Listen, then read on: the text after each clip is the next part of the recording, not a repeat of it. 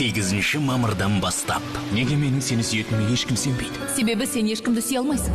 Шынайы махаббат деген олай 4-5 рет хат жазысқаннан тумайды. Махаббат деген бір көрген сәтте болады. Адамзатқа тән ең ұлы кіршіксіз сезім мен. Шынымен де мына немені сүйесің бе?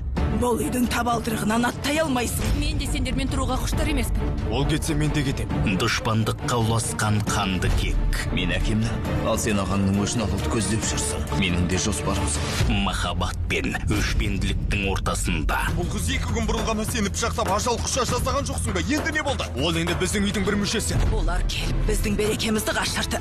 Сен сияқты ағаңның барына жоға. Енді мен де олардың көзіне көк шыбын үймелетпесем, Сезім отына өртенген. Аға, қойма, өртеніп жатыр. Көмектесіңдер! Ағағыма деште. Есік ашу шуы. Біреу бар ма? Көмектесіңдер! Көмектесіңдер! Жазықсыз жүрек.